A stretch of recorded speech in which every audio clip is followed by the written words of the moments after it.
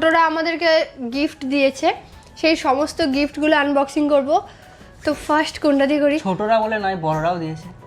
ও sorry বড়রাও দিয়েছে, sorry বড়রাও গিফট দিয়েছে। ওকে, হ্যাঁ, তো মেনলি যারা যারা গিফট দিয়েছে সবার গিফট এখন আনবক্সিং করব। দেখা যাক, এবার দেখাচ্ছি তোমাদের। ফার্স্ট আমি এইটা দিয়ে করছি, যেটা আমাকে ভাই আর গুনগুন দিয়েছে আলদো থেকে। আলদোর কি আছে এটা? আমারটাতে ব্যাগ আছে, এটা দেখি।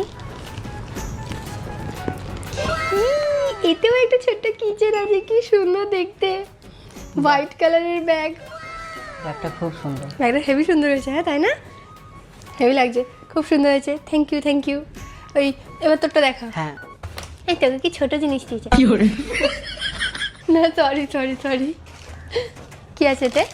পার্টস আছে। আমরা সত্যি কথা বলতে গিফটগুলো দেখেছিলাম না, কার কি আছে না আছে। আর সুন্দর দেখতে।